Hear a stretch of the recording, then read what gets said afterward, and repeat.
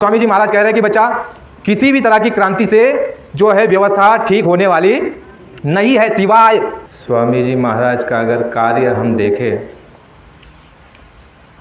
उनका कार्य, उनका उद्देश्य, उनका लक्ष्य, उनके सत्संग वचन वाणियाँ और गुरु महाराज की दूरदर्शी विचार, अगर इन सभी बातों का अगर एक विचार करें तो कुछ बातें समझ में आती है। बताने में नहीं आती, कुछ समझ में आती है। वह यह समझ में आती है कि जिस समय पर हम आप बैठे हुए हैं, ये विशेष से भी अति विशेष समय है, बड़ा ही विशेष समय है। अगर ध्यानपूर्वक अगर चिंतन करें, हम आप सोचे समझे और मंथन करें विचारों का कि जो गुरु महाराज का जो कार्य रहा, 1948 के बाद स्वामी जी महाराज 4 वर्षों के लिए एकांत में रहे। 10 जुलाई 1952 से स्वामी जी महाराज ने सत्संग देना शुरू किया अर्दली बाज़ार काशी से।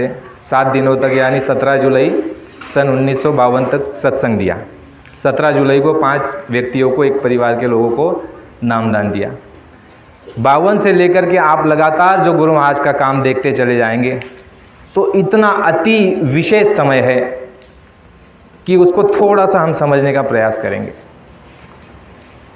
अब देखिए, स्वामी जी महाराज ने यह कहा कि संत मत एक ऐसा मार्ग है जो ना देवी देवता का विरोध करता है, ना धर्म संप्रदाय का विरोध करता है, ना ही भौतिक विषयों में ज़्यादा दिलचस्पी लेता है। भौतिक विषयों में उसका मूल एक लक्ष्य, एक उद्देश्य और एक उसका एक रास्ता होता है सीधा। वह क्या होता है कि महात्माओं का यह कार्य होता है कि सभी मनुष्यों को सत्संग दे करके उनके अंदर में जागृति निर्माण करना। क्या करना? जागृति। कैसी जागृति?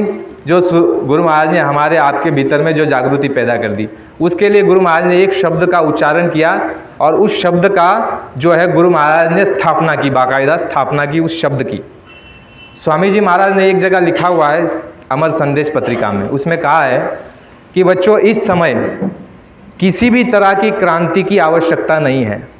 इस समय जो परिस्थिति, जो माहौल, जो विचारधारणाएं और जो वातावरण, जो व्यवस्था गड़बड़ा गई है, चाहे मनुष्य की हो, चाहे राज व्यवस्था हो, चाहे धर्म क्षेत्र में हो, चाहे जाति व्यवस्था हो, चाहे परिवार व्यवस्था हो, जितनी भी व्यवस्थाएं जो गड़बड़ा चुकी है, स्वामी जी महाराज ने कहा इसमें किसी अन्य क्रांति की आवश्यकता नहीं है। किसी भी तरह की अगर तुम क्रांति करोगे तो सफलता मिलने वाली।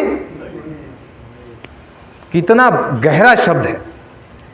जो हमारे भाई जानकार है इतिहासों के, कुछ तत्वों के, वो समझते हैं इस बात को, लेकिन हम इस बात को इस तरफ से सुन करके इस तरफ निकाल देते हैं। स्वामी जी महाराज ने उन लोगों को ये इशारा दे दिया, आपको और हमको भी समझा दिया कि भाई कुछ लोग देखिए अभी हमारे ही मत संप्रदाय से कुछ प्रेमियों को एक तरफ ले गए और सुभाष नाम से वाहिनी उन्होंने शुरू कर दी, सुभाष चंद्र बोस के नाम से, और ये कहा कि बाबा जी सुभाष चंद्र बोस है। और उनके अगर आप विचार देखोगे तो वह जो विचार रखते हैं वो खूनी क्रांति। कौन सी क्रांति? वो कहते हैं कि क्रांति होगी लेकिन खूनी क्रांति होगी, उनके वो विचार। और स्वामी जी महाराज ने स्पष्ट कह दिया कि बच्चा, सुभाष चंद्र बोस तो चले गए। जब निगुहा में कोई कार्यक्रम गुरु महाराज ने किया तो उस कार्यक्रम में एक साक्षी गुरु भाई है जो पिछले हफ्ते आए थे, अजय भाई करके, उस कार्यक्रम में वो साक्षी थे। वह स्वामी जी महाराज ने कहा कि बच्चा, सुभाष चंद्र बोस तो चले गए और मुझे किसी की नाम की आवश्यकता नहीं है। तो ऐसे अन्य जगह बहुत सारी जगह गुरु महाराज ने कह दिया, लेकिन हमारी संगतों के भीतर में आकर के कुछ प्रेमियों ने यह अफवाह फैला दी कि बाबा जय गुरुदेव जी महाराज ही सुभाष चंद्र बोस है, और कुछ प्रेमियों को जो है अपने संगठन में जोड़ लिया। तो ये कहने के पीछे का मतलब मेरा कुछ और है। हम किसी की निंदा आलोचना के लिए नहीं बता रहे हैं, समझने के लिए। अगर आप गुरु महाराज के सत्संग वचन विचार, आध्यात्मवाद विचारधारा को अगर समझ जाओगे, उनके कार्यकलापों को समझ जाओगे, तो किसी पूरे संसार में किसी की ताकत नहीं कि तुमको हमको भरमा दे। लेकिन जब जानते ही नहीं है तो फिर गड़बड़ा जाते हैं और वो लोग कहते हैं कि खूनी क्रांति होगी।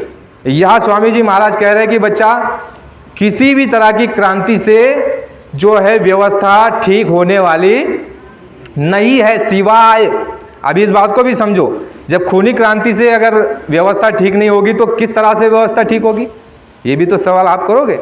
तो स्वामी जी महाराज ने वहां कहा है कि वैचारिक क्रांति से परिवर्तन होगा। क्या कहा? वैचारिक क्रांति से परिवर्तन होगा और वैचारिक क्रांति से सारी व्यवस्था अपनी जगह पर आ जाएगी। तो वैचारिक क्रांति के जो प्रणेता है, जन्मदाता है, जिन्होंने ये शब्द का जो है उच्चारण किया है, जन्म दिया जिस शब्द को, वो बाबा जी।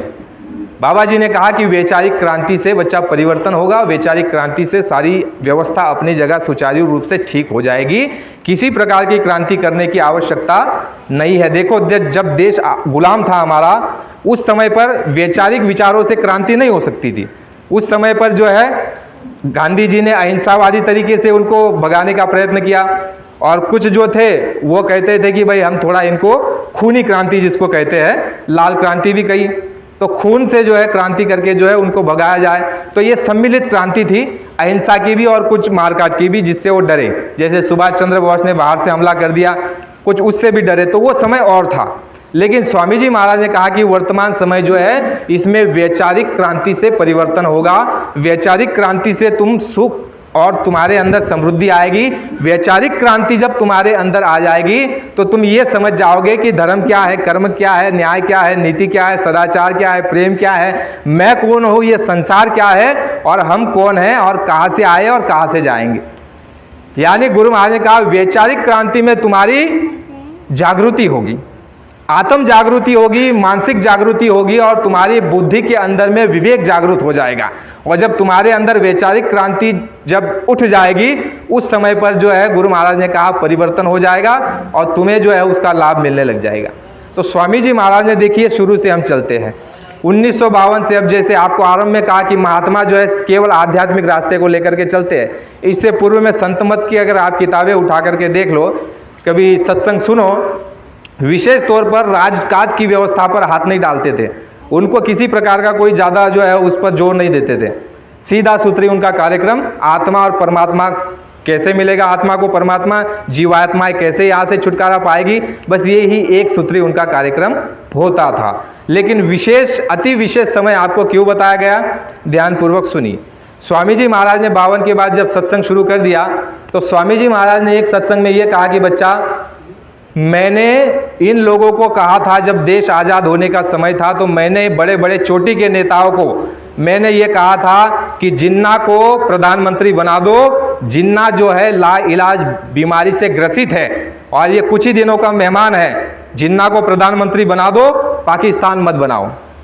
गुरु महाराज ने क्या कहा, उसी दौरान जब कार्यक्रम गुरु महाराज ने शुरू किया, तो उस सत्संग में बीच में ये कहा कि मैंने चोटी के नेताओं को ये बताया था कि मोहम्मद अली जिन्ना को, जो आप देखते हो पाकिस्तान जहाँ बना है, मोहम्मद अली जिन्ना की वजह से वो बना है।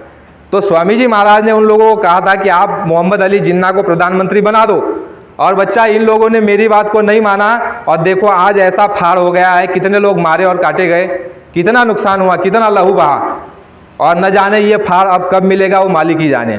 गुरु महाराज ने क्या कहा कि मैंने इन लोगों को कहा था, किसको, जो कर्णधार बैठे थे, और जब जिन्ना चला जाएगा, मृत्यु हो जाएगी उसकी, तब तुम बैठ जाना, जिसकी इच्छा है। 6-8 महीने की बात है, साल भर की।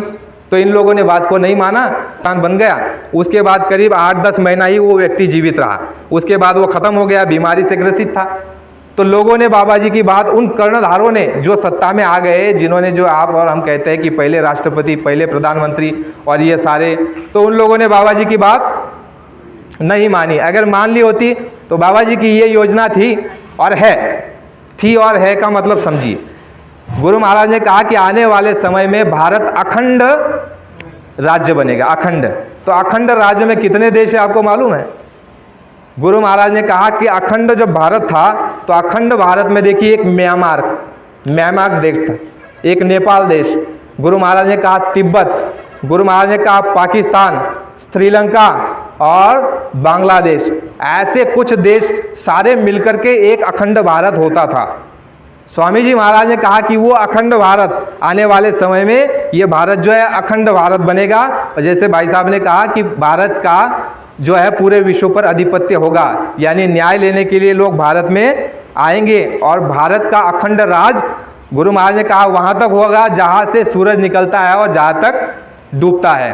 तो गुरु महाराज देखो, ये योजना तो आपने और हमने बाद में सुनी, लेकिन गुरु महाराज इस योजना को लक्कर के बराबर काम कर रहे हैं। गुरु महाराज नहीं चाहते थे कि पाकिस्तान बने, बंटवारा हो और लोग मारे जाए काटे जाए, और मारे जाए काटे जाए के बाद भी देखिए आप इतने 70-75 वर्षों के भीतर में हमारा आपका कितना नुकसान हुआ, कैसे नुकसान हुआ। युद्ध के भीतर में कितने लोग मरे और कितना गोला बारूद, विमान और जहाज और कितने जो है सारा जो है खरीद करके ला करके रख दिया कि भाई हमला होगा, युद्ध होगा तो हम एक दूसरे के ऊपर चलाएंगे। गुरु महाराज की ये नीति रही कि अगर भाई पाकिस्तान न बनता तो तुम्हारे हमारे जो हथियार खरीदने में जो तुम्हारा हमारा पैसा जा रहा है, किसका जा रहा है? तुम्हारा हमारा जा रहा है टैक्स का। जो आप बिस्किट खरीद रहे हो, तेल खरीद रहे हो, मिर्ची, ये साड़ी खरीद रहे हो, कपड़ा खरीद रहे हो, चश्मा खरीद रहे हो, ये जो भी वस्तुएं तुम खरीद रहे हो इसके पीछे टैक्स जा रही है। ये चश्मा आपने 400 रुपये का खरीदा है तो इसमें 50-100 रुपये आपका टैक्स चला गया। तो ये सारा पैसा आपका, ये गरीब जनता का इस तरह से वहाँ गया, कहाँ में? केंद्र में। और केंद्र में जाने के बाद जो पैसा आपका टैक्स के रूप में गया वो पैसा कहाँ लगना चाहिए था? सड़क में, बिजली देने के लिए, शिक्षा के लिए, स्वास्थ्य के लिए, ये सामाजिक हमारे ही देश के लोगों की सहायता और मदद के लिए लगना चाहिए था कि नहीं? लेकिन जब पाकिस्तान बन गया तो देखो देश बनने के बाद क्या हुआ मालूम है? बहुत सारे हथियार खरीदने में तुम्हारा हमारा सारा पैसा चला गया। अगर पाकिस्तान न बनता, भारत विश्व का सबसे बड़ा समृद्धशाली देश होता। ये दूरदर्शी विचार। भारत के अंदर से पाकिस्तान नहीं बनता तो भारत पूरे विश्व में एक नंबर होता, एक नंबर आबादी के मायने में, और दूसरा इसकी समृद्धि भी बहुत होती। क्योंकि समृद्धि क्यों नहीं हो पाई? लड़ाइयों के भीतर में। आपने देखा 1948 में एक लड़ाई हुई, जब देश का बंटवारा हो गया उस समय एक लड़ाई हुई। उसके बाद आपकी लड़ाई हो गई चीन के साथ 1962 में। उसके बाद आपकी फिर पाकिस्तान से हो गई 1971 में। उसके बाद फिर हो गई 2000 के समय में कारगिल का युद्ध। तो ये जितने भी सारे युद्ध हुए उसमें किसका पैसा गया आपको मालूम है? तुम्हारा और हमारा पैसा गया। गोला बारूद, टैंक, हथियार, जितने भी तोप बारूद जितने भी वहाँ चले वो किसका गया? तुम्हारा हमारा पैसा गया। और जो बच्चे वहाँ मारे गए वो किसके मारे गए? किसके मारे गए? दूसरे देश वालों के? अरे तुम्हारे हमारे ही बच्चे मारे गए। तो देखो एक बात न मानने का कितना बड़ा नुकसान झेला और झेल रहे हैं, और न जाने आगे कितना झेलेंगे। ये समझने की बात है प्रेमियों, ये विषय हमारा नहीं है, लेकिन ये समझने के लिए बात बताई जा रही है। पहली बात, उन कर्णधारों ने नहीं माना तो इतना बड़ा खामियाजा तुमको हमको भुगतना पड़ रहा है। चलिए आगे। स्वामी जी महाराज ने फिर आगे अपना कार्यक्रम शुरू रखा। उसके बाद जब स्वामी जी महाराज ने 1973 में आह्वान किया देश के अंदर में, बाबा जी ने हरिद्वार में एक कार्यक्रम किया चित्रकूट में, मंदाकिनी तट पे। तो वहाँ पर स्वामी जी महाराज ने अवतारी शक्तियों का आह्वान किया चित्रकूट के उस स्थान में, हरिद्वार में।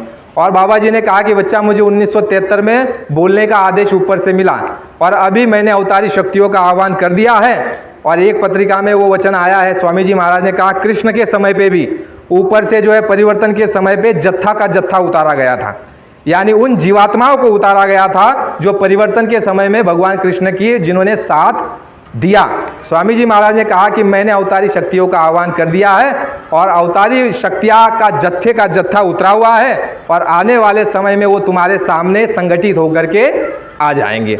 अब देखो वो वचन को ध्यानपूर्वक सुनो। स्वामी जी महाराज ने कहा कि कोई साथ नहीं देगा। उसको बहुत ध्यानपूर्वक सुनिए। सत्संग तो बहन जी ने और भाई साहब ने बहुत अच्छे से समझा दिया। कुछ बातें ऐसी समझ लेते हैं जिसको समझने से आगे हम कुछ बदलाव कर सके हमारे अंदर।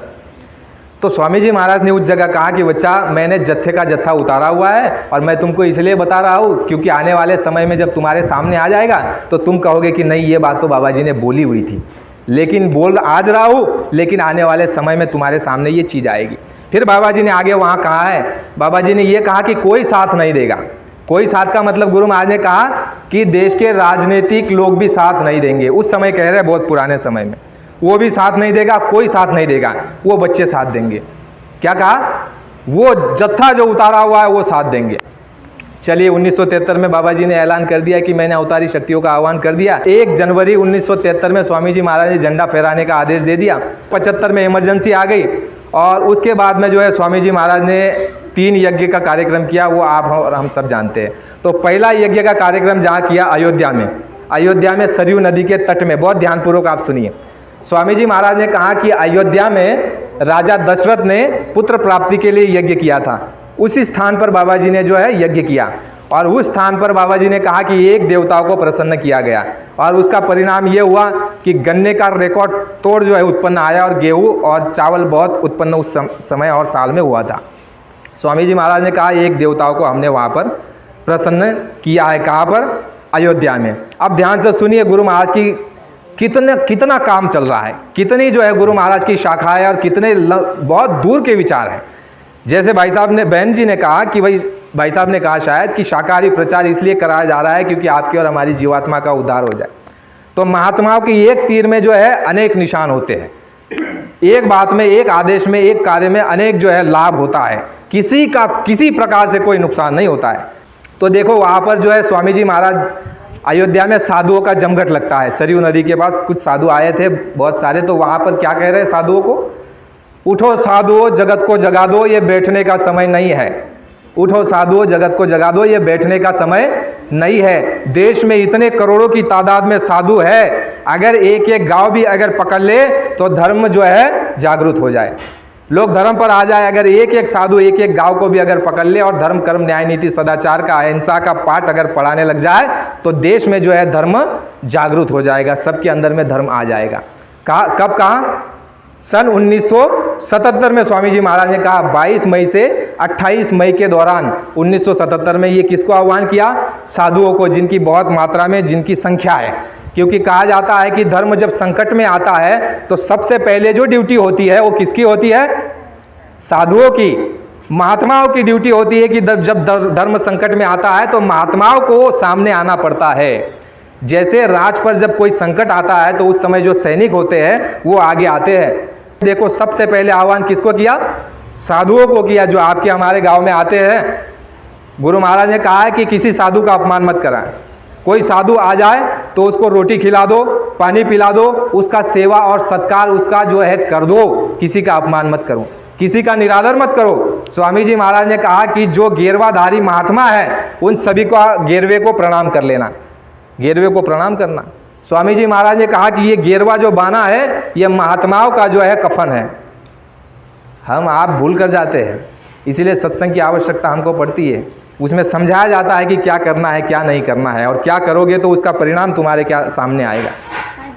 तो स्वामी जी महाराज ने कहा कि गेरवा वस्त्र जो है ये महात्माओं का कफन है, कफन। गुरु महाराज ने ये भी कहा साथ में, जब कफन कह दिया कि ये महात्माओं का कफन है, अगर कोई महात्मा अगर गेरवा वस्त्र धारण कर लेता है तो वह जो है संसार में प्रवेश नहीं कर सकता, ऐसा नियम है उसका, वो संसार में प्रवेश नहीं कर सकता। गुरु महाराज ने कहा अगर गेरवा धारण वस्त्र कर ले। स्वामी जी महाराज ने कहा कि कोई अगर डाकू, कोई चोर, कोई लुटेरा भी अगर गेरवा वस्त्र धारण कर ले तो भी तुम उसे प्रणाम कर लेना, उसका अपमान मत करना। ये मत कहना कि ये डाकू है, चोर है, लुटेरा है, बदमाश है, नहीं। गुरु महाराज ने कहा उस वस्त्र को तुम प्रणाम कर लेना, और उसको जो है अपनी तरफ से जो दे सको, खुशी से, दुखी से नहीं, खुशी से जो दे सको उसको तुम उसको दे देना। स्वामी जी महाराज ने कहा कि उसका आदर और सम्मान करना। स्वामी जी महाराज ने सत्संग में कहा कि बच्चा, एक समय नानक साहब जो है अपने शिष्यों के साथ कहीं जा रहे थे। नानक साहब ने पूरे जो है बहुत सारे क्षेत्र का भ्रमण किया अपने शिष्यों के साथ। तो उस दौरान जो है नानक साहब चले जा रहे थे तो आगे सामने से जो है एक गधा जो है कपड़े को लाद करके, एक धोबी जो है अपने गधे को ले जा रहा था कपड़े को नदी में। तो नानक साहब जब वहाँ से गुजर रहे तो नानक साहब ने देखा, तो नानक साहब ने क्या किया? ऐसे प्रणाम कर लिया, ऐसे। तो जो प्रेमी थे साथ में और कुछ लोग थे वो ये कहने लग गए, क्या महात्मा जी आपने ये गधे को प्रणाम किया? उनके मन में शंका आ गई कि आपने प्रणाम किया तो किसको किया, सामने तो गधा ही जा रहा है। तो स्वामी जी महाराज ने सत्संग में ये बताया, नानक साहब उनसे कहते हैं कि बच्चों, गधे के ऊपर जो गेरवा बाना है, जो गेरवा वस्त्र है, मैंने उसको प्रणाम किया, मैंने उसको प्रणाम किया है। बच्चा, इसका अपमान कभी मत करना, हो सके तो सम्मान कर देना, मदद कर देना, इसका अपमान कभी मत करना। ये महात्माओं का ये बाना है। स्वामी जी महाराज ने कहा कि ये महात्माओं का बाना है, इसको अपमान मत करना। गुरु महाराज ने वहाँ पर ऐलान कर दिया, साधुओं को पहले कह दिया कि उठो साधुओं, जगत को जगा दो, ये बैठने का समय नहीं है। तुमने जो है समाज की रोटी खाई है और समाज दुख में, कष्ट में, परेशानी में, अधर्म के रास्ते पर जा रहा है, तो तुम्हारा दायित्व है, कर्तव्य है। देखो, एक कर्तव्य और दायित्व अलग होता है, और एक जो है, एक बात अलग होती है कि किसी अन्य को कह दिया जाए बाद में, तो वो बात अलग है, लेकिन एक कर्तव्य होता है। जैसे आप माँ बाप के पुत्र हो, तो आपका कर्तव्य है पहले उनको रोटी देना। आप नहीं दोगे तो पड़ोस का आदमी क्या कहेगा, भाई मैं दे देता हूँ, या वो कहेगा मेरे पास नहीं तो तुम दे दो। तो पहला दायित्व साधुओं का, उठो साधुओं, जगत को जगा दो, ये बैठने का समय नहीं है। प्रेमियों, आगे चलिए। आगे कुछ समय बीतने के बाद स्वामी जी महाराज ने जो है प्रेस मीडिया और इलेक्ट्रॉनिक मीडिया को स्वामी जी महाराज ने आह्वान किया। सत्संग के अंदर स्वामी जी महाराज बताते रहे, और हमने भी उस बात को कभी सुना होगा। स्वामी जी महाराज ने प्रेस मीडिया और इलेक्ट्रॉनिक मीडिया के लोगों को ये कहा कि बच्चों, अगर ये पत्र और पत्रिकाएं, अखबार वाले, टीवी वाले अगर मेरा साथ दे देंगे तो मैं कुछ ही महीनों में देश का काया पलट कर दूंगा। कुछ ही महीनों में गुरु महाराज ने कहा कि मैं देश का काया पलट कर दूंगा, अगर ये टीवी वाले और अखबार वाले अगर मेरा साथ दे दे तो साधुओं ने दिया, वो आप समझिए, दिया कि नहीं दिया वो आपका विषय है। फिर पत्रकारों ने भी नहीं दिया, क्योंकि स्वामी जी महाराज ने कह दिया कि पत्रकारों का, मैंने जो धर्म को जागृत किया देश के अंदर में, गांव कस्बों और शहरों में जाकर के एक एक आदमी तक पहुंचा और सब में धर्म का बीज बोया, उसमें पत्रकारों का और मीडिया का नगण्य सहयोग रहा। नगण्य, बिल्कुल नहीं, किसी प्रकार का कोई सहयोग नहीं। उसके बाद आइए आगे, स्वामी जी महाराज ने जो देश के कर्णधार बैठे हुए उन लोगों को भी कहा कि तुम मेरी बात मान लो। ऐसी समय और ऐसा परिस्थिति गुरु महाराज ने कहा कि आ गई है कि जैसे भाई साहब ने कहा कि दिल्ली की गद्दी पर बैठ करके कोई मायका लाल देश को खुशहाल नहीं कर सकता। दिल्ली की गद्दी पर बैठकर कोई मायका लाल देश को खुशहाल नहीं कर सकता। क्यों नहीं कर सकता, वो बात उन्होंने बता दी। और जो रह गई या समय उनके पास नहीं था उतना, तो वह यह है, स्वामी जी महाराज ने कहा कि मोरारजी देसाई जब इमरजेंसी के बाद स्वामी जी महाराज के आशीर्वाद से और सहयोग से, इमरजेंसी में जब स्वामी जी महाराज जेल के अंदर थे, उस समय स्वामी जी महाराज ने विपक्ष में जितने भी लोग थे सब लोगों को कहा था कि तुम एक संगठित हो जाओ, तुम सारे जो विरोधी हो एक संगठित होकर के चुनाव में आना। तो स्वामी जी महाराज ने उनको ये आदेश दिया था, और जेल में ही स्वामी जी महाराज ने जनता पार्टी का वहाँ पर जो है बात कह दी थी कि तुम जनता पार्टी बना दो। प्रेमियों, हम तक ये बात सारी छुपाई गई। जैसे आपने समझा कि मीडिया वालों ने, प्रेस मीडिया वालों ने बाबा जी का साथ नहीं दिया, लेकिन आप एक बात उसमें निकाल सकते हैं। वो कौन सी? कि स्वामी जी महाराज की बात तो बताई ही नहीं, लेकिन जो है उसको दबाने का प्रयास किया गया उनके द्वारा भी, और जो ऊपर राजकाज में बैठे हुए उनके द्वारा भी, दोनों के द्वारा भी उस बात को दबाया गया कि बाबा जी की बात लोगों तक ना पहुंच पाए। अगर बाबा जी की बात लोगों तक पहुंच गई तो हमारा बंटा धार हो जाएगा।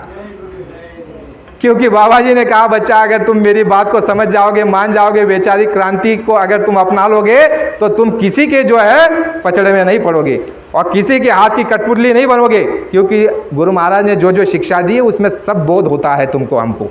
एक तो बौद्धिक बोध करा दिया, बौद्धिक बाहर से समझा दिया, और कुछ तो अंदर से समझा दिया, कुछ इतिहासों को निकाल करके समझा दिया।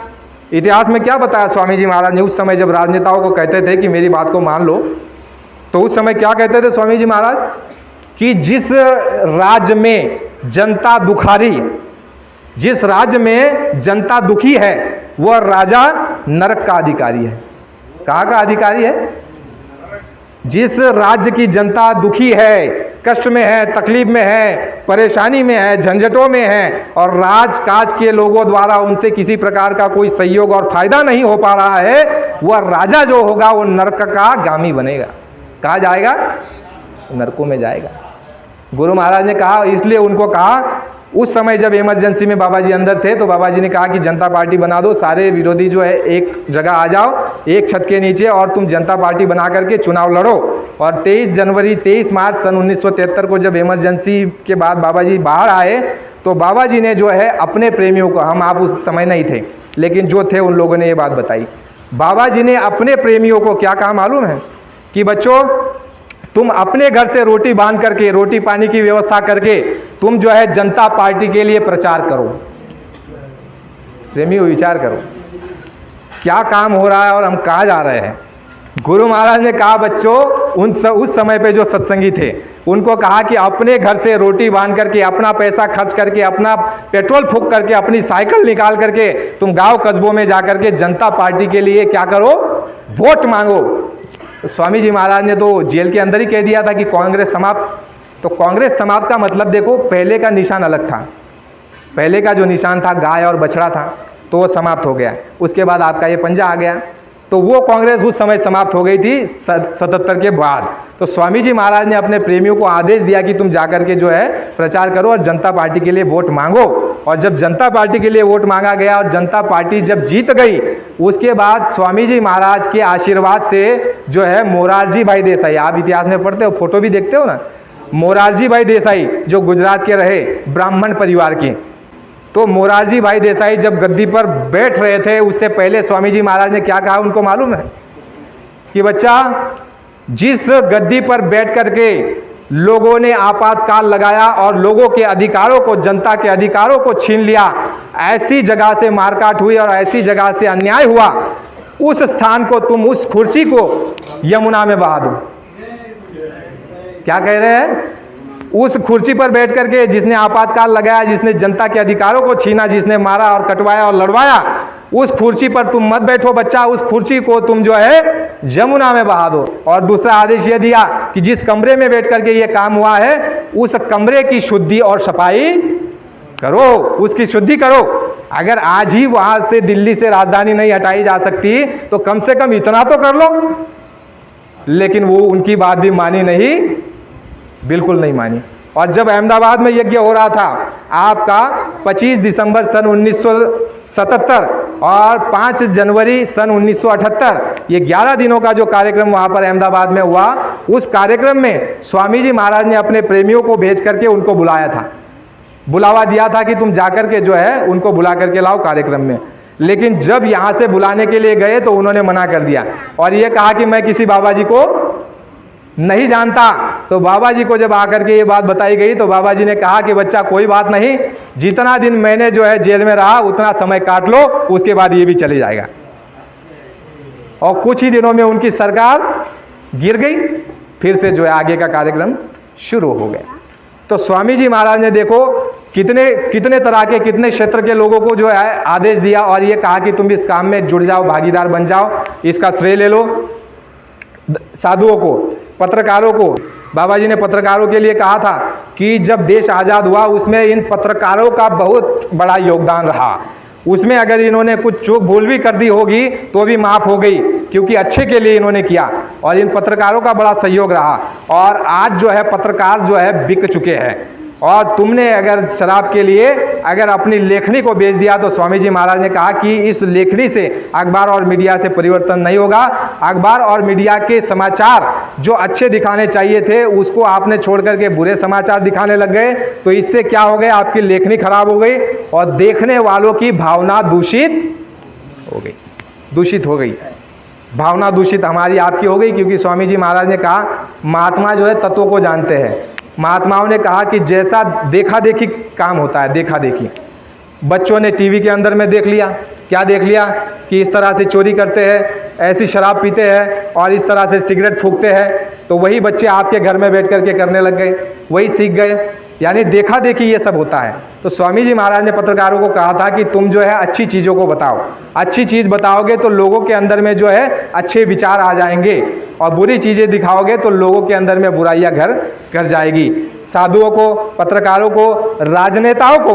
और उसके बाद स्वामी जी महाराज ने सन 1983 में 1 करोड़ ताटधारियों को खड़ा कर दिया कि चलो तुमने काम नहीं किया, चलो तुम काम कर लो।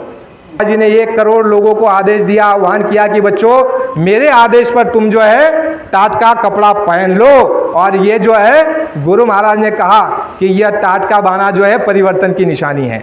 जब पत्रकारों ने नेपाल में स्वामी जी महाराज को पूछा था कि आपने इनको टाट का कपड़ा पहना दिया, इसका कारण क्या है, बाबा जी ने कहा कि टाट का कपड़ा पहनाने का जो कारण रहता है उसका यह रहता है कि परिवर्तन होने वाला है। स्वामी जी महाराज ने कहा कि ये जमहूरियत का कफन है, जमहूरियत का कफन। देशभक्ति, देश सेवा के लिए जिसके अंदर में भावना हो वो ये टाट का कपड़ा पहन ले, ऐसे कई शब्दों का बाबा जी ने प्रयोग किया था। आध्यात्मिकता और भौतिकता दोनों को सम्मिलित करके और परिवर्तन की निशानी होकर के वो टाट का बोरा है। स्वामी जी महाराज ने कहा कि 1 करोड़ प्रेमियों को मैं आदेश देता हूँ, आप 1 करोड़ प्रेमी जो है इतने समय तक जो है करीब 3 महीने का समय दिया था, इसके भीतर में तुम 1 करोड़ प्रेमी जो है खड़े हो जाओ और टाट का कपड़ा पहन लो। 1 करोड़ प्रेमियों को खड़ा कर दिया। सत्संगी प्रेमियों को आदेश दिया था कि बच्चा मुझे तुम अपना एक बच्चा दे दो। यहाँ से कौन है ऐसा पुराना भाई जिसने ये बात सुनी हो सामने? हमने पढ़ी है और जानी है, ऐसा बोले हैं गुरु महाराज। स्वामी जी महाराज का ये आदेश था प्रेमियों को कि बच्चों तुम्हारे अगर 4 बच्चे हैं तो 1 बच्चा मुझको दे दो धर्म के काम के लिए। ये कहा था स्वामी जी महाराज ने। कितने लोगों ने दिया? 1 करोड़ लोगों को टाट पहनाया। गुरु महाराज ने कहा कि ये त्याग का बाना है। वही वलकल वस्त्र कृष्ण ने धारण किया, मोहम्मद साहब ने, ईसा मसीह ने धारण किया, राम ने धारण किया, और ये मैं धारण करा करके इससे जो है परिवर्तन कराऊंगा। और अगर नहीं हो सका, देखो ये शब्द भी बोला, टाट से काम हुआ कि नहीं हुआ ये आप समझना भाई, हमको दोष मत देना, हम कुछ नहीं कहते टाट के लिए। गुरु महाराज ने कहा टाट के लिए बच्चा कुछ मत कहना, क्योंकि आने वाले समय में गुरु महाराज ने कहा 12 जुलाई सन 1984 में गोरखपुर में कहा था कि बच्चा आने वाले समय में मैं 1 करोड़ और बच्चों को टाट पहनाऊंगा। 12 जुलाई सन 1984 में टाट पहनाने के बाद गोरखपुर में ऐलान कर रहे कि बच्चा मैं आने वाले समय में और 1 करोड़ प्रेमियों को टाट पहनाऊंगा। और इसमें कह रहे हैं कि बच्चा टाट की बुराई मत करना, अगर टाट की तुम बुराई करोगे और आने वाले समय में अगर मैं टाट पहनाऊंगा और तुम पहन लोगे तो लोग तुम पर हंसेंगे। सेठ जी, बाबा जी ने कहा कि लोग तुम पर हंसेंगे, कहेंगे अरे उस समय तो टाट की बुराई कर रहा था और आज तूने पहन लिया।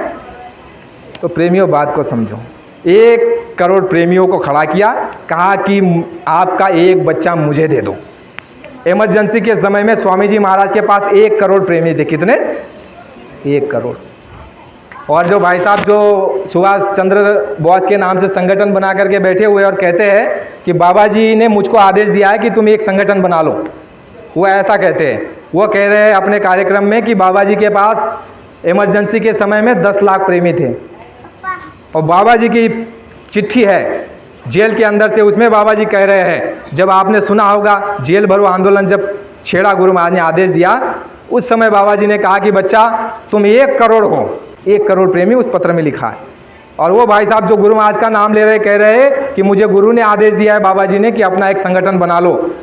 और वही लोग जो है यहाँ से संगत के अंदर में से लोगों को धीरे धीरे ले जा रहे हैं, कह रहे हैं कि बाबा जी ने मुझको आदेश दिया। वो कह रहे हैं कि 10 लाख थे, बाबा जी के पत्र में है कि बच्चा तुम 1 करोड़ हो, इमरजेंसी के समय में 1 करोड़ हो। तो आप विचार करो, 1 करोड़ लोगों के घरों से अगर एक बच्चा भी अगर निकल जाता, कितने हो जाते?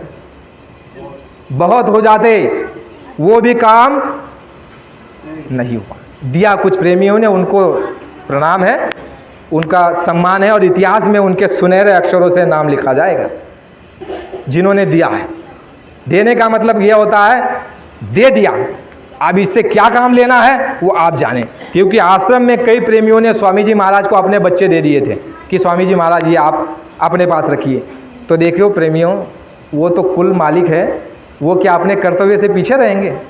गुरु महाराज ने उन प्रेमियों के लिए शादी के लिए लड़की देखी, शादी करवाई अपने खर्चे से। एक गुड़िया करके एक बहन रही, वो गुड़िया को जब वो बचपन में आती थी, छोटी थी, तो जब आती थी कार्यक्रम में, चलो चलो बच्चों सत्संग का समय हो गया, गुरु महाराज कहते थे ऐसा, तो उसने सुन लिया तो नकल करती थी कि चलो चलो बच्चों सत्संग का समय हो गया। स्वामी जी महाराज ने सुन लिया, कहा कि बच्चा ये बच्ची किसकी है? और फिर वो व्यक्ति आए जिनकी बच्ची थी, फिर उनको पूछा कि इसका क्या नाम है? तो उनका नाम गुड़िया रखा था शायद, या फिर था। तो स्वामी जी महाराज ने ये कहा कि बच्ची तो बहुत अच्छी बोलती है। तो उन्होंने देखो ये कहा कि मालिक बच्ची तो आपकी है। तो स्वामी जी महाराज को वो सौंपना चाहते थे। तो स्वामी जी महाराज ने ये कहा कि इस थोड़े समय बाद मैं इसको बुला लूँगा, यानी जब उम्र हो जाएगी ठीक ठाक, अभी थोड़ी बच्ची है। तो वो बच्ची जब स्वामी जी महाराज के साथ रही कि स्वामी जी महाराज ने उसकी शादी कराई, खुद क्या बने आपको मालूम है? समधी बने, समधी। जैसे आपकी लड़की की शादी होती है तो आप समधी बनते हो, और जब समधी बनते हो तो कैसे रहते हो? तो बाबा जी ऐसे इतने बड़े महात्मा और समधी बन करके बिल्कुल, यानी वर के पक्ष को क्या चाहिए, सारी वस्तुएं। और देखो आश्रम ने कभी बाजा नहीं बजा, लेकिन उस लड़की की शादी में स्वामी जी महाराज ने बाजा बजवाया। प्रेमियों, इनकी कहानी और इनके इतिहास और इनके कार्य निराले हैं। वो तो अभी नहीं, आगे समय पर जब समय सुनाया जाएगा विस्तार से, अच्छे से, और आप और हम कुछ अनुभव करके जब सुनेंगे तब रोएंगे, आंसू की धारा बहेगी, उसको कोई रोक नहीं पाएगा। वो सारी घटनाएं, वो सारी चीज़ें हो रही है और हुई है। लेकिन बात यह है कि हम, पहली बात तो हम जिज्ञासु नहीं है, जानने का प्रयास नहीं करते। अब देखिए सत्संग में अगर मान लीजिए गाँव में मृत्यु हो गई तो नहीं जाएंगे भाई सत्संग में, अरे आना जानो तो लगा हुआ है। हमारे यहाँ देखो गाड़गे बाबा हुए, कार्यक्रम कर रहे थे, घर से मालूम कोई लड़का आया, कहने लग गया कि आपका लड़का मर गया। तो गाड़गे बाबा कहते हैं अरे ऐसे कितने आए और कितने गए है, मैं कभी उसका बच्चा बना था, आज बाप बना हूँ, और कल बच्चा बन जाऊँगा। तो ये अदले बदले का लेन देन का देश है, यहाँ कोई स्थायी नहीं है।